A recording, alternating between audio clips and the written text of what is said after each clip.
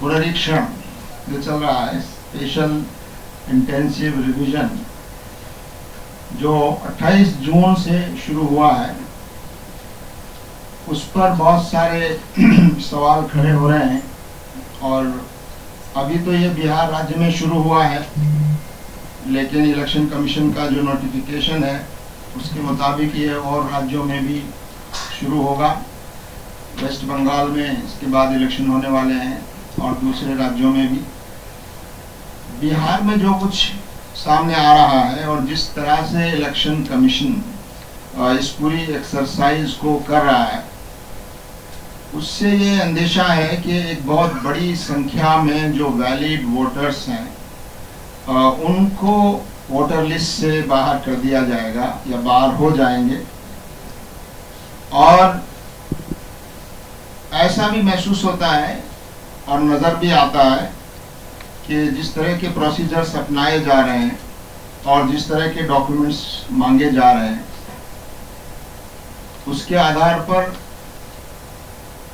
इसमें एक खास जो इलाके के लोग हैं या कम पढ़े लिखे लोग हैं, गरीब लोग हैं, और विशेष रूप से मुस्लिम समुदाय जिन इलाकों में ज़्यादा बड़ी संख्या में है, वहाँ पर ये वोटर एक्सक्लूजन यानी जो वैलिड वोटर्स हैं उनका सेलेक्टिव डिलीशन का खतरा इससे पैदा हो गया है।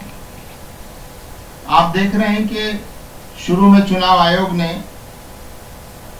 अपने आप को वैलिड वोटर साबित करने के लिए 11 डॉक्यूमेंट्स की लिस्ट दी थी कि इन 11 में से कोई और एक डॉक्यूमेंट वो पेश करें, जिसमें पिछली बार भी आपसे कहा गया था कि आधार कार्ड उसमें शामिल नहीं था, राशन कार्ड शामिल नहीं था, वोटर आईडी जो खुद इलेक्शन कमीशन का बनाया हुआ है उसको नहीं माना जा रहा था, एम्प्लॉयमेंट कार्ड्स जो हैं जो इशू किए जाते हैं वो नहीं माने जा रहे थे, राशन कार्ड नहीं माने जा रहे थे।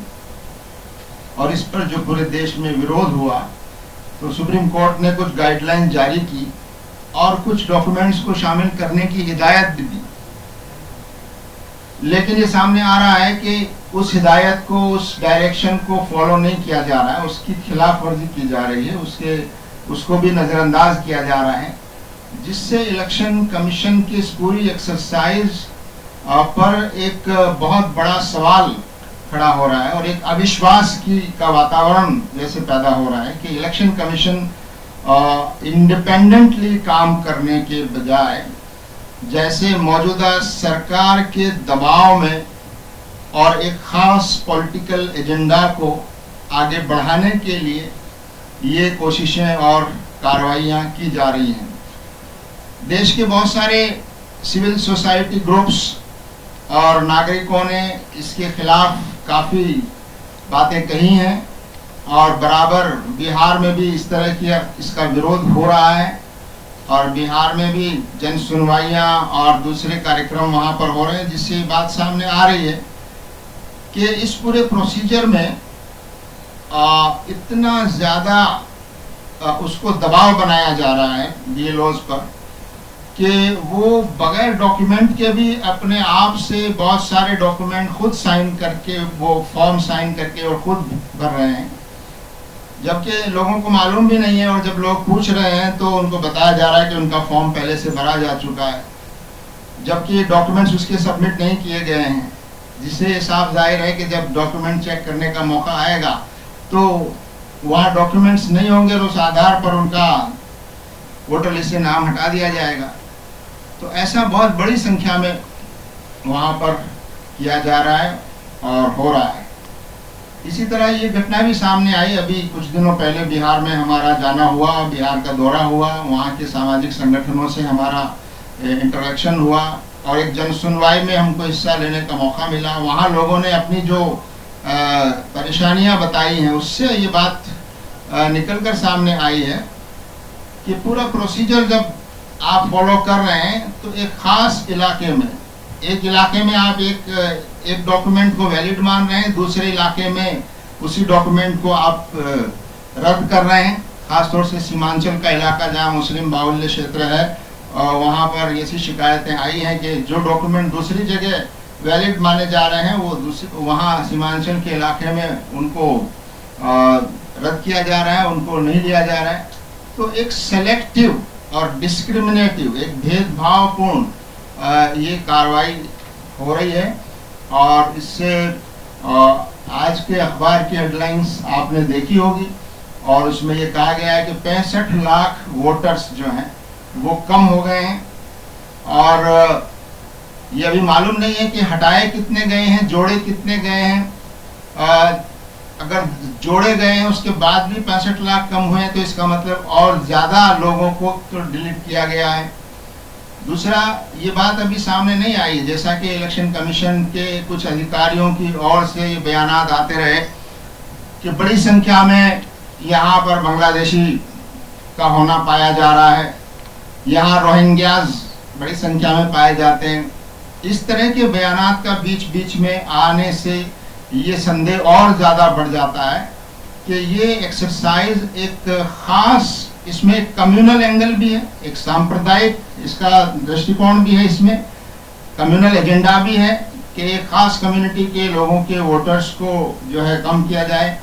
और दूसरा, इसमें एक इलेक्टोरल एजेंडा भी है कि कैसे उन वोटर्स को कम किया जाए जो उनके लिए कन्वीनियंट वोटर्स नहीं हैं, उनके लिए जो वोटर ऐसे हैं जो उनको वोट नहीं करते हैं, ऐसे लोगों को कैसे कम किया जाए। ये रणनीति भी इसमें पूरी कार्रवाई में नजर आती है। आखिरी बात इस बारे में जो मुझे कहनी है वो ये है कि ये एक्सरसाइज जो हो रही है ये एक तरह से एक सिटीजनशिप को वेरीफाई करने की एक्सरसाइज भी साथ साथ चल रही है, जबकि चुनाव आयोग का दायरा ये नहीं है कि वो ये तय करे कि कौन इस देश का सिटीजन है और कौन नहीं है। सिटीजनशिप को तय करना, कौन बाहरी है कौन विदेशी है, ये तय करने के लिए अलग कानून बने हुए हैं, अलग प्रोसीजर्स बने हुए हैं, उसके लिए गृह मंत्रालय की जिम्मेदारी है। और इस कार्रवाई का इलेक्शन से कोई संबंध नहीं होना चाहिए। ये कार्रवाई तो ये जो विदेशियों के आइडेंटिफिकेशन की जो कार्रवाई है, अगर कोई गैर कानूनी तरीके से देश में रह रहा है जो देश का नागरिक नहीं है, उसकी नागरिकता को तय करना ये काम हमारे इलेक्शन कमीशन का नहीं है, बल्कि ये होम मिनिस्ट्री का है। और इसके लिए विशेष प्रोसीजर्स हैं जिनको अपनाया जाना चाहिए और इसको इलेक्शन से नहीं जोड़ा जाना चाहिए। इलेक्शन कमीशन की ये जिम्मेदारी है कि वो ज़्यादा से ज़्यादा वोटर्स को वोटर लिस्ट में शामिल करें और कोई वोटर छूटने न पाए, जो वैलिड वोटर हो, जो 18 साल से ऊपर का हो और जो चाहे जिसका घर हो या ना हो, जो चाहे सड़क पर रहता हो, बाहर रहता हो, उसके ज़मीन जायदाद हो या ना हो, उसका कोई परमानेंट घर हो या ना हो, इसके बावजूद कोई नागरिक इस वोट के अधिकार से छूटना नहीं चाहिए। इस भावना के साथ इलेक्शन कमीशन को काम करने की ज़रूरत है। लेकिन इस पूरी कार्रवाई में ये साफ तौर पर नज़र आ रहा है कि इलेक्शन कमीशन एक ख़ास एजेंडा को सामने रखकर और इंडिपेंडेंटली काम करने के बजाय ऐसा लगता है कि सरकार के दबाव में एक विशेष राजनीतिक पार्टी को फ़ायदा पहुंचाने की नीयत से शायद वो काम कर रहा है। लिहाजा हमारी डिमांड यह है कि इस पूरी कार्रवाई को, SIR की जो एक्सरसाइज बिहार में चल रही है, इस पूरी कार्रवाई को तुरंत रोका जाना चाहिए। इससे जो इलेक्शन प्रोसेस है और जो इलेक्शन कमीशन है उस पर एक बहुत बड़ा अविश्वास और एक बहुत बड़ा सवाल और संदेह पैदा होता है। तो हमारी मानना यही है, जमात इस्लामी हिंद पहले भी ये कहती रही है अपने बयानों में और आज हम इसको फिर दोहराना चाहते हैं कि SIR के नाम पर जो कुछ बिहार में हो रहा है और जो कुछ आगे दूसरे राज्यों में इलेक्शन कमीशन है उस पर एक बहुत बड़ा अविश्वास और एक बहुत बड़ा सवाल और संदेह पैदा होता है। तो हमारी मानना यही है, जमात इस्लामी हिंद पहले भी ये कहती रही है अपने बयानों में और आज हम इसको फिर दोहराना चाहते हैं कि SIR के नाम पर जो कुछ बिहार में हो रहा है और जो कुछ आगे दूसरे राज्यों में किया जाना है, इसको फौरन रोका जाना चाहिए और इसके कानूनी तौर पर इसकी समीक्षा की जानी चाहिए। और जो इलेक्शन कमीशन का जो दायरा कार है, उस दायरे कार से बाहर निकलने की इलेक्शन कमीशन को इजाज़त नहीं मिलनी चाहिए और सिटीजनशिप और नागरिकता तय करने का जो काम है वो होम मिनिस्ट्री और जो एस्टेब्लिश्ड प्रोसीजर्स हैं उसके मुताबिक किया जाना चाहिए। दूसरे मुद्दों पर हमारे दूसरे साथी बात करेंगे, तो मैं अब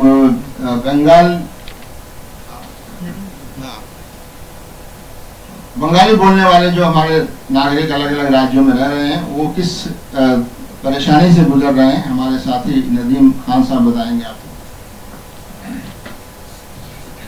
सलीम साहब ने ये बात रखी कि इस देश के नागरिकों को डिफरेंट प्रक्रियाओं के जरिए, डिफरेंट मेथड के जरिए विदेशी ठहराने की कोशिश जारी है। उसका एक पार्ट SIR के तौर पर चुनाव आयोग कर रहा है और दूसरे पार्ट में अलग अलग राज्यों में बंगाली बोलने वाले बंगाली भाषी लोगों के साथ ये काम चल रहा है, चाहे वो छत्तीसगढ़ हो, चाहे वो महाराष्ट्र हो, चाहे वो हरियाणा हो या दिल्ली और NCR हो, जहाँ पर इस तरह के मामले लगातार खबरों में आए हैं। राजस्थान में जयपुर में एक बड़ी तादाद में अचानक से लोगों को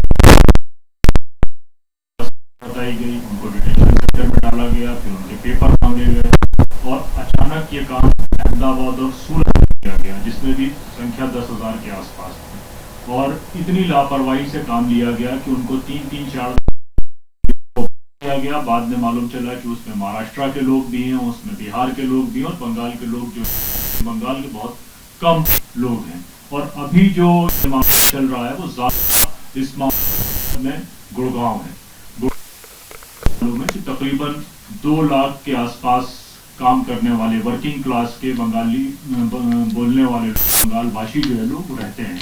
अचानक 3 से 4 दिन रात में पूरा प्रोसेस चलाया गया, जिसमें लोगों को इलीगल तरीके से डिटेन किया गया। वीमेन को डिटेन किया गया, मेन को डिटेन किया गया और किसी भी ड्यू प्रोसेस को फॉलो नहीं किया गया, किसी भी ड्यू प्रोसेस को फॉलो नहीं किया गया। रात में शादी वर्दी में पुलिस के लोग आए, अपने वाहनों में लोगों को डाला, जिसके वीडियोस ही मौजूद है, जिसकी टेस्टिमोनीज भी मौजूद है। और फिर उनके बाद किसी को 3 दिन के बाद, किसी को 4 दिन के बाद छोड़ा गया और लोगों के सामने इतनी पिटाई करी गई जिससे उन पर पूरा भय आ जाए। जिसके नजदीक 2 लाख लोग जो गुड़गांव रहते थे, उनमें से 90% लोग वापस बंगाल के अपने इलाकों में जा चुके हैं। जो कोई मालदा का रहने वाला है, कोई मुर्शिदाबाद का रहने वाला है, कोई 24 परगना का रहने वाला है। और इन सब कार्रवाई के बाद पूरे देश के नागरिकों में जो बंगाली बोलने वाले हैं, भय भरने के बाद पुलिस ये गुड़गांव की कहती है कि हमने 10 बांग्लादेशियों को पकड़ा है। तो इस पूरी एक्सरसाइज में जितने सारे ह्यूमन राइट वायलेट हुए, उसके नतीजे में वो ये क्लेम कर रहे हैं कि उन्होंने 10 बांग्लादेशी को पकड़ा है। लेकिन अब वो बांग्लादेशी हैं कि नहीं है, या they are the Indian citizen without any document, यानी कि वो कोई डॉक्यूमेंट कैरी नहीं कर रहे थे। लेकिन इस पूरे प्रोसेस में जितने भी वायलेशंस ड्यू प्रोसेस के हो सकते थे, वो सारे के सारे वायलेट किए गए। बच्चों को पीटा गया, रात के अंधेरों में महिलाओं को पीटा गया, मेल पुलिस उनको लेकर गई, ये सारी चीजें हुई। और इसके साथ साथ एक पूरी जो पुश बैक के नाम से पॉलिसी बनाई जा रही है, जिसमें ये कंसीडर कर लिया गया है कि अगर बंगाली बोलने वाला मुसलमान है तो वो बांग्लादेशी होगा। जबकि हम सबको मालूम है कि 27% आधिकारिक आंकड़े हैं बंगाल के, जहां पर बंगाल में मुसलमान निवास करते हैं। लेकिन आप अगर किसी दिल्ली पुलिस के आदमी से बात करेंगे, किसी अहमदाबाद पुलिस के आदमी की बात करेंगे, किसी आप जो है वो गुड़गांव पुलिस के आदमी से आप बात करेंगे, तो वो आपसे यही कहेगा कि बंगाली बोल रहे हैं और मुसलमान हैं तो इसका मतलब बांग्लादेशी है, फिर उनसे पूछताछ जरूरी हो जाएगी। अब इस पूरे प्रोसेस में जो दावा किया जा रहा है, उसमें दावा यह किया जा रहा है कि 7 मई से 15 मई तक 1500 लोगों को पुशबैक जबरदस्ती बांग्लादेश भेजा गया। उसके अलावा आसाम से 300 लोगों को मई के महीने में 7 मई से 15 मई के बीच में बांग्लादेश भेजा गया। और उसके अलावा 100 लोगों को रोहिंग्या कहकर बांग्लादेश आसाम से भेजा गया। उसके अलावा 40 लोग दिल्ली से भेजे गए अंडमान, और अंडमान से उनके हाथ पैर बांध के, आंख में पट्टी बांध के उनको समंदर में फेंक दिया गया। कुछ लोगों को वहां पे नेवी ने बचाया, उन्होंने अपने रिश्तेदारों को टेलीफोन नंबर याद थे, उन्होंने उनको फोन किया, जिनकी डिटेल स्टोरीज आपको मुझसे ज्यादा बेहतर मालूम है। तब अब सवाल ये पैदा होता है कि जो लोग ये भेजे गए, उनमें से बहुत सारे लोग वापस आए और वापस इसलिए आए कि सरकार को इनको वापस लेना पड़ा क्योंकि वो इंडियन डॉक्यूमेंट कैरी कर रहे थे। उस समय उनके पास डॉक्यूमेंट नहीं थे। तो ये जो प्रोसेस चल रहा है बिल्कुल भेड़ चाल का प्रोसेस पुश बैक के नाम से चल रहा है। जिन रोहिंग्यास को भी भेजा गया वो यूनाइटेड नेशन के कार्ड को कैरी कर रहे थे। तो अब सवाल ये पैदा होता है कि अगर मुसलमान बंगाली बोल रहा है तो उसके मामले में जो संवैधानिक कार्यकाल हैं उनका पालन होगा कि नहीं होगा, जो रूल्स एंड रेगुलेशंस हैं उनका पालन होगा या नहीं होगा, या एक पूरी पॉलिसी है कि जिसपे कोई भी नाम अगर मुसलमान मिलेगा तो उसको उठा के बाहर फेंक दिया जाएगा और फिर वापस लेना पड़ेगा। गुड़गांव में भी जो लोग डिटेंशन सेंटर बनाए गए, 5 से ज्यादा डिटेंशन सेंटर गुड़गांव में बनाए गए जिनमें लोगों को रखा गया, और जो लोग वापस आए उन्होंने ये बात रिपोर्ट करी कि उनके साथ जो व्यवहार हुआ वो अमानवीय था। उनकी पिटाई करी गई, उनको खाने की दिक्कत दी गई और 3 टाइम की जगह 1 टाइम खाना दिया गया। और ये सिर्फ इस बात का मैसेज था कि वो इस शहर को छोड़ दें। तो हम सब लोग इस बात को लेकर बहुत चिंतित हैं कि जिस तरह से ये लैंग्वेजिस्टिक डिस्क्रिमिनेशन हो रहा है, शुरुआत इसकी लैंग्वेजिस्टिक डिस्क्रिमिनेशन से होती है, फिर वो आगे बढ़कर रीजनल होता है और फिर वो रिलीजन में कन्वर्ट हो जाता है। तो ये डिस्क्रिमिनेशन देश को तोड़ने वाला है। और जिस तरह से बांग्लादेशियों के नाम पर बंगाली जबान को बोलने वाले भारतीय नागरिकों के साथ अत्याचार हो रहा है, ये बिल्कुल बंद होना चाहिए। और अवैध जो निर्वासन चल रहे हैं, जो डिपोर्शन की पूरी प्रक्रिया पुश बैक के नाम से चल रही है, ये बंद हो। और जो ड्यू प्रोसेस है उसके तहत जो भी प्रक्रिया हो वो पारदर्शी प्रक्रिया हो। और जिन अधिकारियों ने महिलाओं के साथ अच्छा आचरण नहीं किया गया है, उनकी मोडेस्टी गड़बड़ करी गई है, उनको डिग्निफाइड वे में नहीं डिटेन किया गया बल्कि रात के अंधेरे में पुरुष पुलिस वालों ने उनके साथ बदतमीजी करी है, उसके खिलाफ एक पूरी जांच हो और जो अधिकारी इसमें शामिल थे उनको सख्त से सख्त सजा दी है।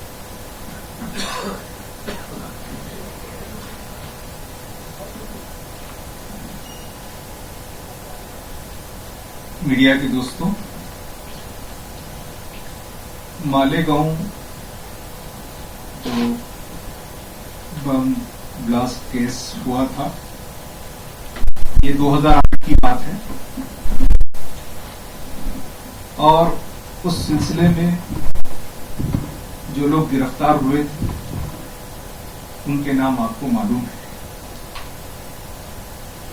पहले तो महाराष्ट्र की एटीएस ने इन्वेस्टिगेशन का काम किया था और कुछ लोग इसमें जिम्मेदार करार पाए थे और उनके केस चल रहा था। लेकिन महाराष्ट्र एटीएस की इस तहकीक के दौरान में हमारे देश के एक senior police officer Hemant Karkare साहब वो शहीद हो गए और इसका डायरेक्शन भी बहुत उसके बाद चेंज हो गया। फिर 2014 के बाद वहां जो केस देख रहे थे उनके ऊपर प्रेशर बनाया गया और उनको कहा गया कि जो एक्यूज्ड हैं उनके साथ सॉफ्ट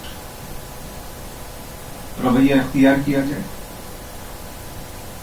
और जो इन्वेस्टिगेशन एजेंसीज थे, जो एनआईए की स्पेशल कोर्ट है, उसने ये कहा कि हमारे पास सफिशिएंट सबूत फराहम नहीं किए। तो कानून के हिसाब से सबूत न मिलने पर अदालत ने फैसला किया होगा, लेकिन सबूत फराहम करने का काम किसका काम था, ये सवाल है। तो जो सबसे अहम बात इससे उभर कर आती है कि जो लोग बरी हो गए उसमें, कि जो इन्वेस्टिगेशन एजेंसीज थे उन्होंने एक्यूज्ड को बचाने का काम किया है। ये एक बहुत अखलाकी और समाजी सवाल है कि क्या देश के अंदर मुजरिमीन को सहूलत फराहम करके उन्हें बरी किया जाएगा। फिर इस दौरान इस केस में अभी 31 जुलाई को एनआईए की स्पेशल कोर्ट ने उनको बरी कर दिया है। तो इस मौके पर हमारा समझना यह है कि पूरे इस केस की Bombay Malegaon bomb blast case की, इसकी एक जुडिशियल एनालिसिस, एक जुडिशियल इंक्वायरी होना चाहिए। और ये जो तहकीकाती एजेंसीज हैं जिन्होंने सबूत फराहम करने में नाकाम हो, तो दूसरा सवाल ये बढ़ता है कि जो मालेगांव में जो ब्लास्ट हुआ, फिर उसके जिम्मेदार कौन है? अगर ये लोग बरी हो गए हैं और ये उसके जिम्मेदार नहीं है, तो इसके जिम्मेदार कौन है? तो देश के अंदर अगर मुजरिमीन को तलाश किए बगैर छोड़ दिया जाएगा तो सोशल और पॉलिटिकल सिचुएशन क्या होगा? तीसरा सवाल इसमें उभरता है कि जो लोग शहीद हो गए मालेगांव बम ब्लास्ट में, तकरीबन 6 लोग शहीद हो गए और सैकड़ों लोग, 100 से ज्यादा लोग जख्मी हो गए, तो जिनके घर लोग मर गए उनके साथ कौन इंसाफ करेगा? मुजरिमीन को सजा ना मिली, इन्वेस्टिगेशन एजेंसीज पे शक, और जो शहीद हो गए उस पूरे केस में उनके साथ इंसाफ क्या होगा? तो ये जो पूरा इसका जो अखलाकी पहलू है, इसका जो समाजी पहलू है, ये देश के लिए, समाज के लिए बहुत संगीन है। अवाम के अंदर, जनता के अंदर जुडिशियल सिस्टम पर भी और इन्वेस्टिगेटिव एजेंसीज पर भी एतमाद खत्म हो रहा है। फिर ये सवाल बाकी है कि क्या एनआईए बॉम्बे हाईकोर्ट जाएगी या नहीं जाएगी, और जो महाराष्ट्र की जो स्टेट गवर्नमेंट है इसके खिलाफ सुप्रीम कोर्ट जाएगी या नहीं जाएगी, ये सब सवाल हैं। तो इस केस ने बहुत से सवाल खड़े कर दिए हैं, और जो जुडिशियल और इन्वेस्टिगेटिव एजेंसी से उस पर जो अवाम का एतमाद है इसको मजरूर किया है। इसलिए हमारा ये समझना है कि इन सवालात को हल होना चाहिए और इस पूरे केस की असर-ए-नौ तहकीकात हो, जुडिशियल इंक्वायरी हो, इस बात को हम अंजाम देना है। जो बातें यहाँ आ गई हैं, चाहे वो बंगाली इशू हो, तो ऐसा लग रहा है देश में कि जबान के साथ तासुब हो रहा है। हम बिहार के मसले में देख रहे हैं, जो SIR के पहले इलेक्शन कमीशन इलेक्टर्स को एनरोल करता था और वो लोग हुकूमत बनाते थे। अब हुकूमत वोटर्स को इलेक्ट कर रही है। और ये जो मालेगांव ब्लास्ट केस है उसमें यह जाहिर हुआ है कि कुछ लोग हैं जिन्होंने इन्वेस्टिगेशन एजेंसीज के जरिए से कुछ लोगों को बचाने की कोशिश की है। ये एक बहुत संगीन सवालात हैं। इन सब का जवाब जुडिशियल सिस्टम दे और आवाम के एतमाद को बहाल किया जाए।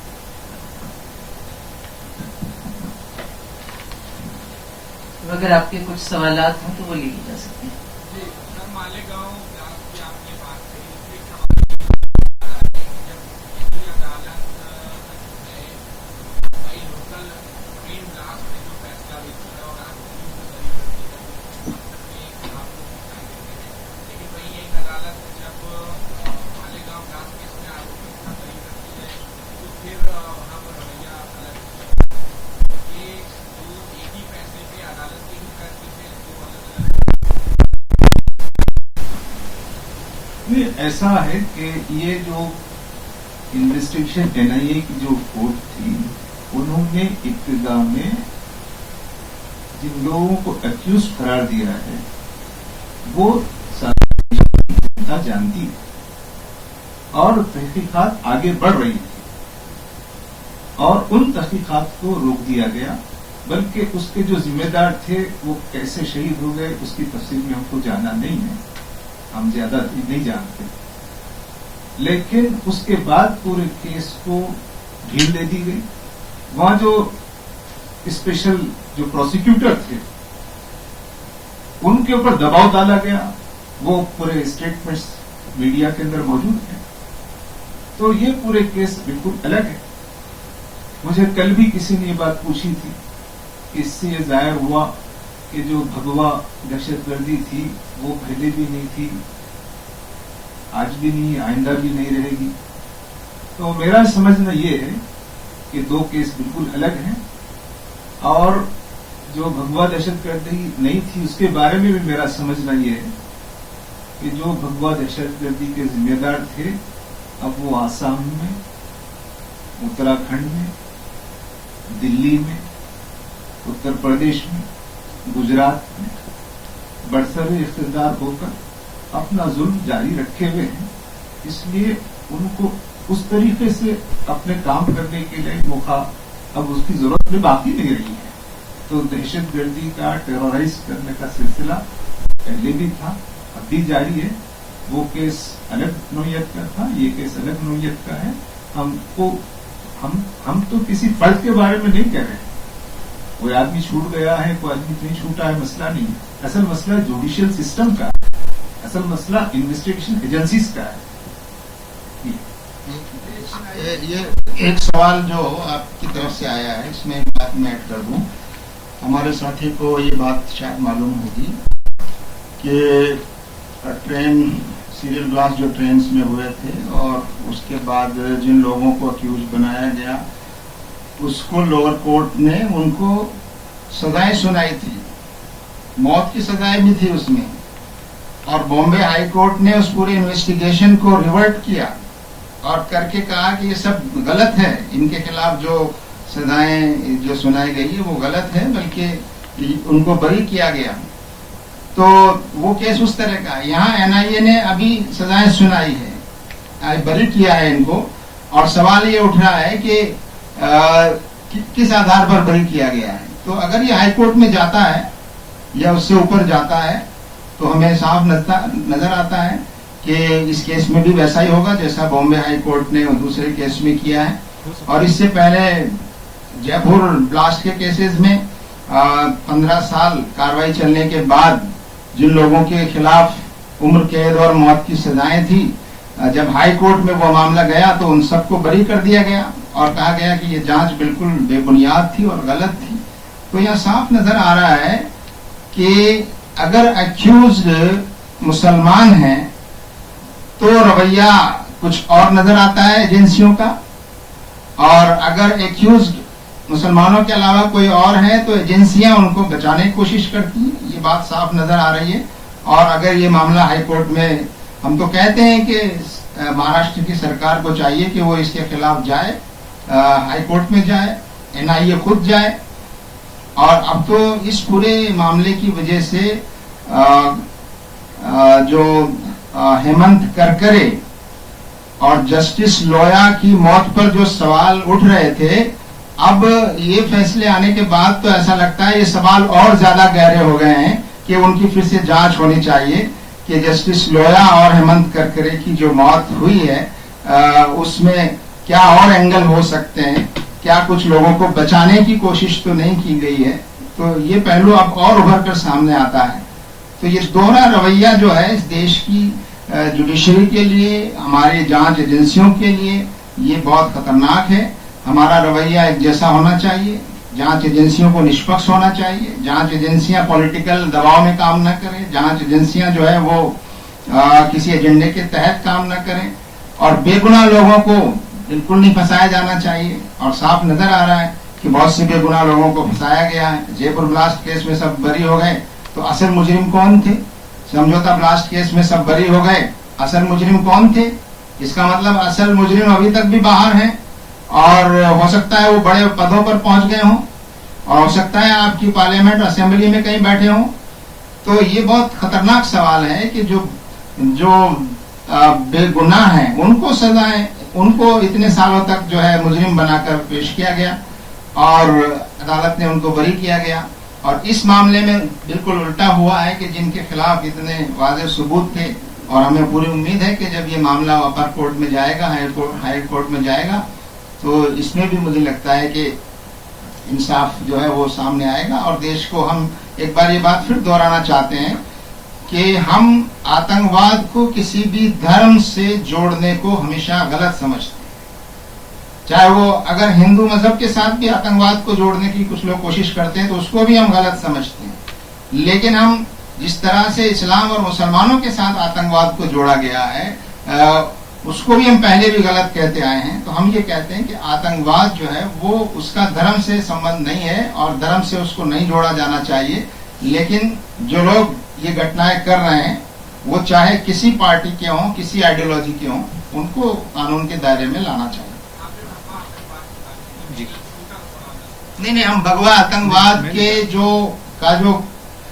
जो स्लोगन है, हम ये कहते हैं कि आतंकवाद को किसी धर्म से, रंग से जोड़ना हम ठीक नहीं समझते। आतंकवाद को किसी धर्म से नहीं जोड़ाना चाहिए, लेकिन इस्लाम के साथ खास तौर से ये नाइंसाफी हुई है कि इस्लाम का नाम लेते ही, आतंकवाद का नाम लेते ही उसके साथ इस्लाम जुड़ जाता है।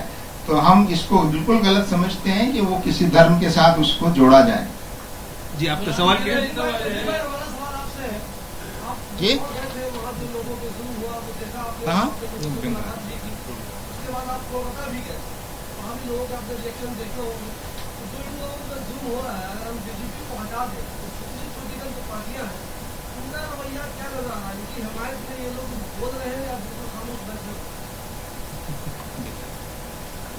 देखिए, इस मुल्क में गरीब लोगों की हिमायत में बोलना बहुत मुश्किल काम है और आपको ये सब पता है। ये वर्किंग क्लास के लोग हैं, घरों की मेड हैं, सिक्योरिटी गार्ड हैं या कूड़ा उठाने का काम करने वाले लोग हैं।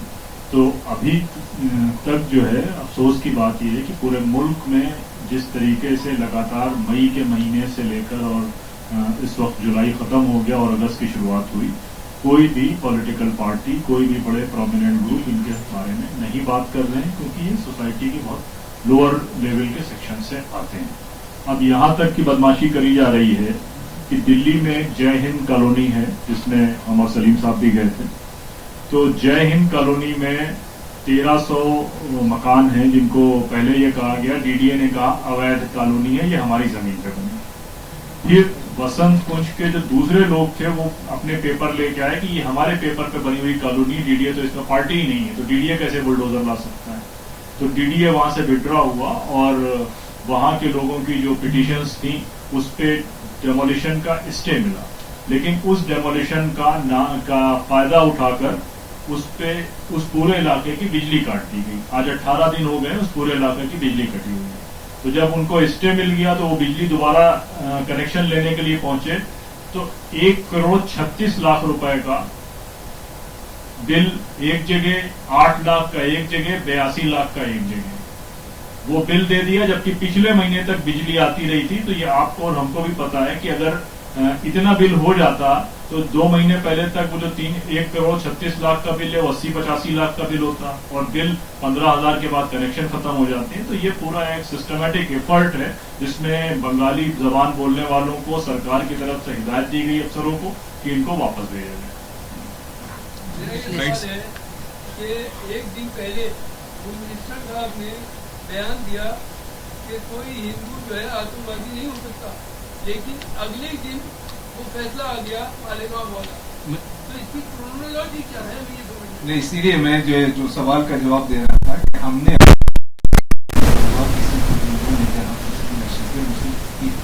कुछ होम मिनिस्टर ने कहा कि ये हिंदू दहशतगर्दी नहीं फैलाने हैं, तो ये आती है कि जो हमारे पॉलिटिकल बॉस हैं वो इन्वेस्टिगेशन एजेंसीज पर असरअंदाज हो रहे हैं। न सिर्फ इन्वेस्टिगेशन एजेंसीज पर बल्कि इलेक्शन कमीशन पर, एनफोर्समेंट डायरेक्टरेट पर। तो मुल्क में जो हमारा पॉलिटिकल सिस्टम है उसमें जो डेमोक्रेसी और जो डेमोक्रेटिक इंस्टीट्यूट्स हैं उसके लिए संगीन सवाल आते हैं। उसमें से एक हिस्सा इन्वेस्टिगेटिव एजेंसीज का है। तो ये जो कुछ हो रहा है, जो क्रोनोलॉजी वही बता रही है कि हमारे देश में जो रूलिंग क्लास है वो इन एजेंसीज को अपने पॉलिटिकल गेन्स के लिए इस्तेमाल करने की कोशिश कर रही है। इससे अवाम को बेदार होना चाहिए, इसको रोकने की कोशिश करना चाहिए।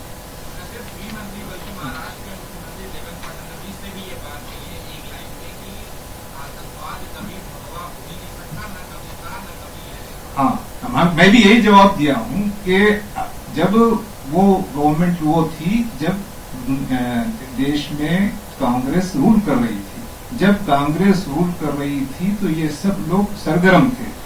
अब ये लोग रूल कर रहे हैं तो कौन सरगर्म होगा? For exclusive and insightful videos, subscribe to our new channel ABP Live Premium.